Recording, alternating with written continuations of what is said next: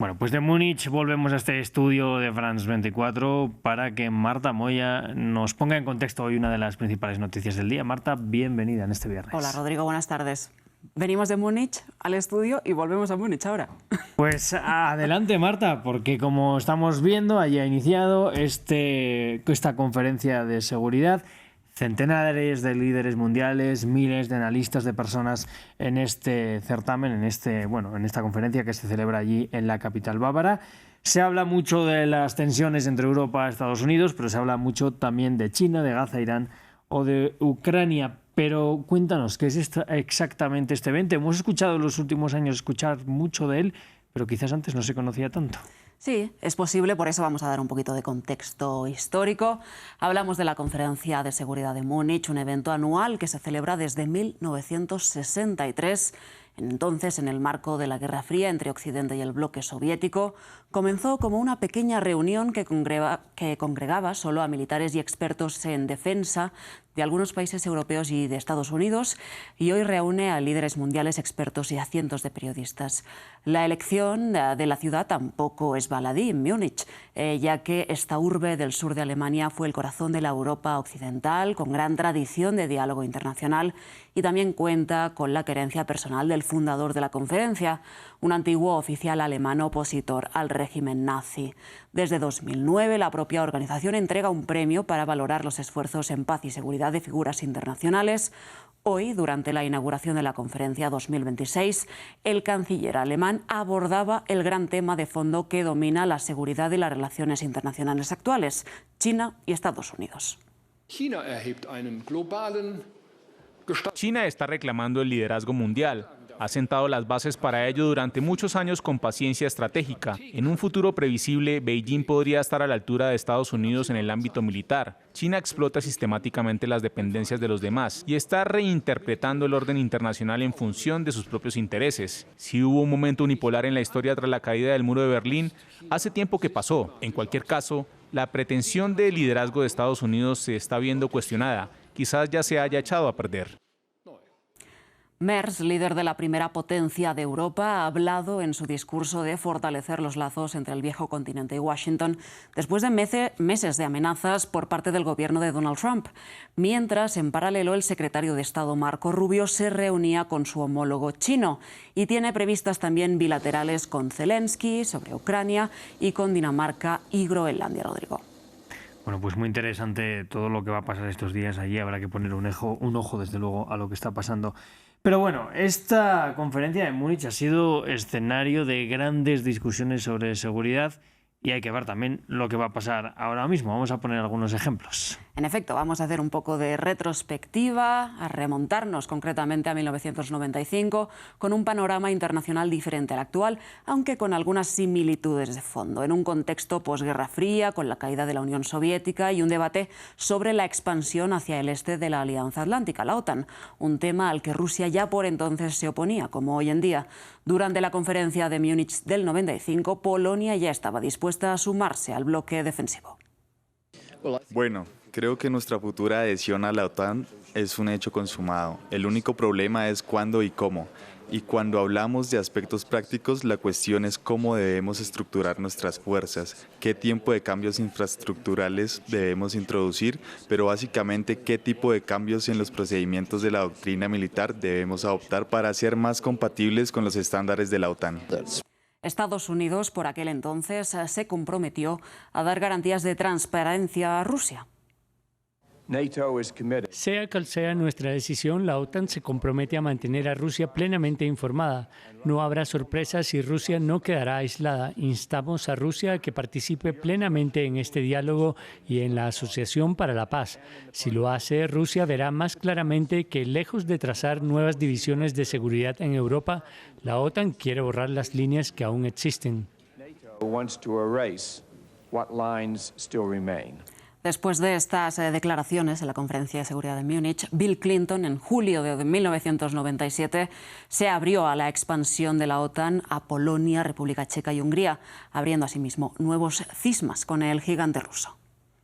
Marta, vamos ahora a inicio de los 2000, porque Estados Unidos propuso también la creación de un escudo antimisiles nacional Y esto también se llevó a esta conferencia de Múnich. En efecto, es bien interesante este momento en el que el entonces secretario de Estado estadounidense, Henry Kissinger, decía que la proliferación en la fabricación de misiles no se daría después de que Estados Unidos lanzara su domo antimisiles nacional, con promesas de seguridad para sus aliados, pero también rebajando la tensión con Moscú, por si percibía ese paso como una amenaza. Escuchemos. Por ejemplo, cuando la gente dice que conducirá a la proliferación, ¿qué tipo de proliferación? ¿Quién va a llevar a cabo la proliferación? Sin duda, los que llamamos países rebeldes ya están al límite de sus capacidades.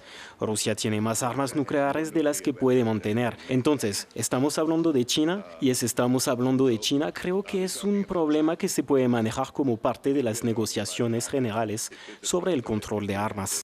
Kissinger decía que China no era una amenaza y su producción de misiles nucleares se podía debatir a escala general, algo que parece que en 2026 es impensable, con el gigante asiático modernizando su arsenal militar en todas las escalas y con una suma de ojivas nucleares que se cuenta por cientos, 410 parece ser la última estimación. Posteriormente a esa conferencia de 2001, en 2002, Washington llegó a Múnich con otro tono, las armas de destrucción masiva tras los atentados del 11S. Los atentados de ese día no solo demuestran el fracaso de los enfoques anteriores, sino que se subrayan los peligros a los que nos enfrentamos y seguimos conviviendo con el terrorismo. Lo que ocurrió el 11 de septiembre, por terrible que fuera, no es más que una pálida sombra de lo que ocurrirá si los terroristas utilizan armas de destrucción masiva. Y en 2005, Marta, lo que llegó fue el programa nuclear iraní también a esta conferencia de Múnich. Y Rodrigo, porque las imágenes tienen una calidad diferente, porque si no, esta declaración del entonces secretario de Estado estadounidense podría seguir más o menos vigente ahora mismo. Veamos.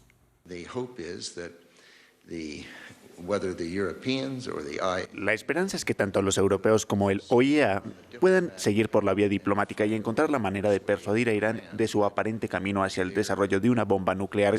No es algo que contribuya a la estabilidad mundial y que no hay mucha diferencia entre los enfoques de Estados Unidos y los europeos. Creo que existe un amplio consenso en que no beneficia a los intereses mundiales que Irán tenga un programa nuclear. Palabras que podrían darse a día de hoy. Washington entonces llamaba a la vía diplomática para disuadir a Irán de enriquecer uranio para desarrollar armas nucleares.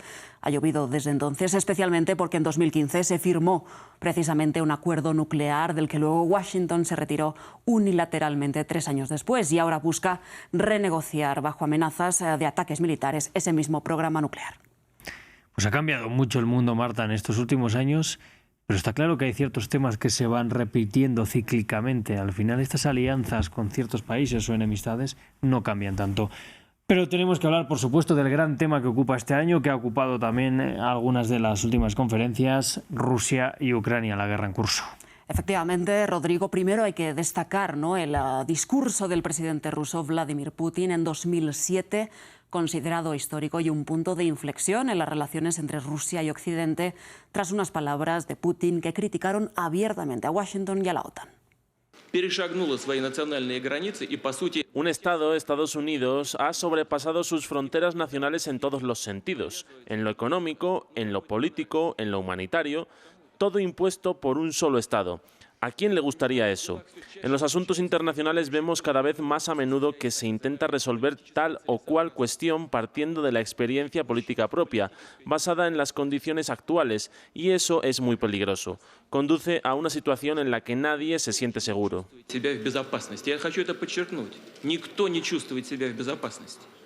Un par de años más tarde, en 2009, la entonces canciller alemana Angela Merkel todavía mantenía un tono conciliador con el gobierno de Moscú y animaba a utilizar la defensa y la seguridad como mecanismos de cooperación conjunta en el marco de la OTAN.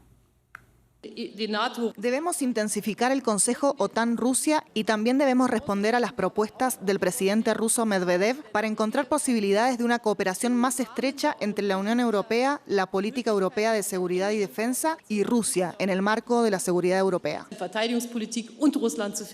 Y ahora damos un salto hasta 2014 porque durante la conferencia de seguridad de Múnich los líderes ucranianos también discutieron entre ellos mismos por el futuro del país durante las protestas proeuropeístas, el conocido Euromaidán, en noviembre de 2013. Unas movilizaciones contra la decisión del gobierno de Viktor Yanukovych de suspender un acuerdo de cooperación y asociación con la Unión Europea.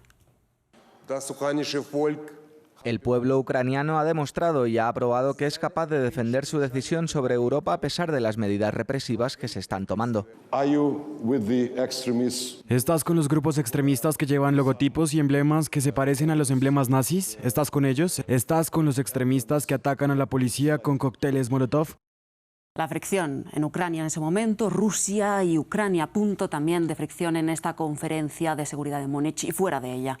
También un tema de disenso entre Europa y Estados Unidos sobre cómo abordar las relaciones con Moscú y la defensa de Ucrania ante la invasión rusa, un tema que el presidente Volodymyr Zelensky buscará abordar en su agenda personal en este viaje a Alemania. Veremos si con éxito o no.